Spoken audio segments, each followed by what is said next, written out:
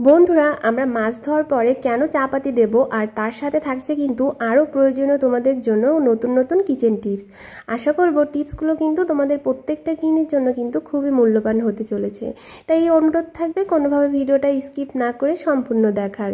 এই টিপসগুলো ফলো করে তোমরা কিন্তু তোমাদের কিচেনের কাজগুলো অনেকটাই সহজে করে ফেলতে পারো আর কাজগুলো করে কিন্তু নিজেদের জন্য কিছুটা হলেও সময় বের করে নিতে পারবে। তো বন্ধুরা আমি Sangeeta, welcome to my Sangeeta's lifestyle. আশা করছি বন্ধুরা তোমরা সবাই ভালো আছো। তো চলো বন্ধুরা বেশি কথা না বলে আজকে আমার প্রথম কি টিপস থাকছে তোমাদের সঙ্গে সেটাই শেয়ার করি। তো বন্ধুরা দেখো আমি এখানে একটা পুরনো মেলামাইনের বাটি নিয়ে নিয়েছি আর নিয়ে নিয়েছি কিছুটা পরিমাণে হারপিক। এখানে আমি একটা রেমেডি তৈরি করব। তো এখন অনেকেই ভাবতে পারো যে হারপিকটা আমি আর কি টয়লেটের হারপিক এনেছি কিনা। না বন্ধুরা, একদমই না। আমার কিন্তু বাড়িতে দুইটা হারপিক থাকে, একটা আমার কিচেনের জন্য আর একটা কিন্তু টয়লেটের জন্য। তো এখানে বন্ধুরা দেখো আমি কিছুটা পরিমাণে বেকিং সোডা দিয়ে দিয়েছি, 1 চামচের মতো আর কি বেকিং সোডা দিয়ে দিয়েছি। এটাতেই কিন্তু আমার যথেষ্ট পরিমাণে হয়ে যাবে। এবার এই রেমেডিটাকে কিন্তু ভালো করে কিন্তু আমি মিক্স করে নিচ্ছি। আমরা কিন্তু এই যে হারপিক দিয়ে কিন্তু আমাদের কিচেনের অনেক কাজ আমরা করতে পারি, তো ক্লিনিংয়ের কাজ করতে পারি আর কি। তো সেই ক্ষেত্রে তোমরা যদি বাড়িতে দুইটা হারপিক রাখো তাহলে দেখবে যে তোমাদের কাজের কিন্তু অনেকটাই সাশ্রয় হবে। তো একটা হারপিক যদি তুমি কিচেনের জন্য কিনে রাখো তাহলে কিন্তু অনেকটা দিন পর্যন্ত যাবে, তাতে কিন্তু তোমার কোনো রকম টাকা খরচ হওয়ার কথা না। তো রেমেডিটা কিন্তু আমার একেবারে তৈরি হয়ে গিয়েছে। তো চলো এটা দিয়ে আমি কি করব বন্ধুরা, তোমাদের কিন্তু এর আগেও আমার এই রাইস কুকারটা ক্লিনিং করা দেখিয়েছি, সেটা হচ্ছে তোমার লেবু আর বেকিং সোডা দিয়ে। আজকে দেখাচ্ছি তোমাদেরকে হারপিক আর বেকিং সোডা দিয়ে। তো দেখবে যে স্টিলের যে রাইস কুকারগুলো থাকে এগুলো কিন্তু অনেকটাই টাফ ব্যাপার আর কি পরিষ্কার রাখা, কারণ হচ্ছে এখানে একটু জল বা একটু কোনো কিছু লাগলেই কিন্তু সেটা আর কি দাগ হয়ে যায়। আর বেশি দিন যদি থাকে জল লেগে তাহলে কিন্তু দেখবে যে একেবারে কিন্তু তোমার মরিচা ধরে। তো সেই ক্ষেত্রে কিন্তু একটু চেষ্টা করবে যে সবসময় এই মানে যাদের আর কি এরকম স্টিলের রাইস কুকারের কভারটা, তো তারা একটু সবসময় চেষ্টা করবে যে মুছে আর কি পরিষ্কার রাখার। তো আজকে আমি তোমাদেরকে দেখাবো বন্ধুরা যে কিভাবে তোমরা একেবারে ঝটপট কিন্তু তোমাদের এরকম স্টিলের যে রাইস কুকারগুলো আছে একেবারে কিন্তু পরিষ্কার করে নিতে পারবে। তো দেখো আমি কিন্তু যে রেমেডিটা তৈরি করেছি তো সেটা আমি একটা কসব্রাইটের সাথে কিন্তু এইভাবে সবটুকু নিয়ে নিচ্ছি।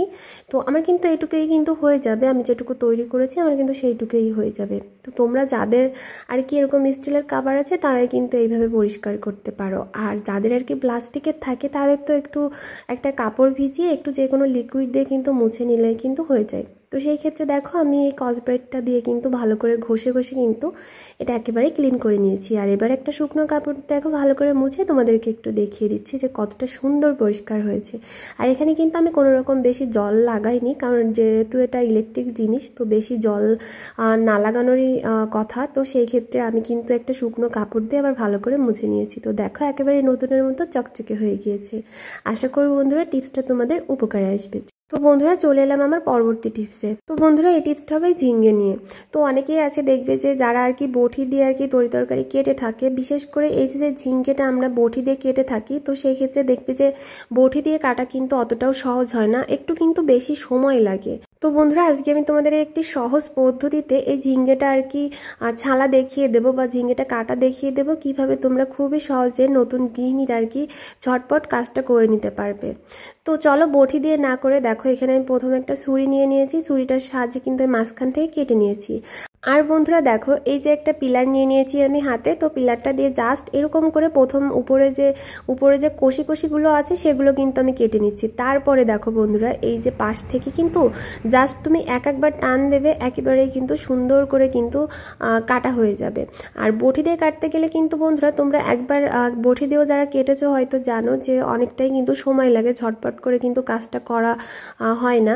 আর অনেকেই আবার ভাবতে পারো যে অনেকটা খোসা পড়ে যাচ্ছে এই পিলার দিয়ে করার জন্য, কিন্তু একেবারে না বন্ধুরা, তোমরা একবার করে দেখো। তোমরা পিলারটা যতটা জোরে ধরবে ততটাই কিন্তু বেশি আর কি ছালটা পড়বে, কিন্তু তোমরা যতটা আলতো করে ধরবে দেখবে যে একেবারে কিন্তু তোমরা বেশি খোসা কিন্তু একেবারে পড়বে না। তো বন্ধুরা তোমরা কিন্তু এইভাবে কিন্তু ঝিঙ্গেগুলো অনেকটা সহজে কিন্তু ছেলে নিতে পারো, তারপরে যেভাবে কাটবে কেটে নিতে পারো। আশা করো বন্ধুরা টিপসটা ভালো লেগেছে, ভালো লাগে একটা লাইক দিয়ে দিও। চলে যাই পরবর্তী টিপসে। বন্ধুরা এই টিপসটা হবে ডিম নিয়ে। তো দেখবে যে আমাদের বাড়িতে যখন গেস্ট আসে তখনই যদি আমরা ডিম সেদ্ধ করে গেস্টের জন্য যদি রান্না করতে যাই তখন দেখা যায় যে তখনই ডিমগুলোর কিন্তু খোসাটা একেবারে সুন্দর করে ওঠে না। আমার ক্ষেত্রে কিন্তু এই সমস্যাটা হয়ে থাকে, মানে যতই তুমি সুন্দর করে ডিমটা সেদ্ধ করো নাই কেন, যে গেস্ট আসলে কিন্তু ডিমটা একটু খাওয়া খাওয়া হবেই। তো আর এরকম কোনো রকম সমস্যা হবে না, মানে আমারও এখন আর হয় না যখন থেকে আমি এইভাবে ডিমটা সেদ্ধ করি। তো এইভাবে বলতে বন্ধুরা দেখো, আমি কিন্তু সবসময় ডিম সেদ্ধ করার সময় আগে কিছুটা পরিমাণে হলুদ দিয়ে দিই। তো কিছুটা পরিমাণে হলুদ দেওয়ার পরে যখন আমি ডিমটাকে সেদ্ধ করি, সেই ডিমটা কিন্তু একেবারে কিন্তু তোমার খোসাটা কিন্তু লেগে থাকে না, সুন্দর করে কিন্তু দেখো তোমরা তো দেখতেই পাচ্ছ কতটা সহজে আমি ঝটপট করে কিন্তু ডিমের খোসাগুলো কিন্তু তুলে ফেলছি।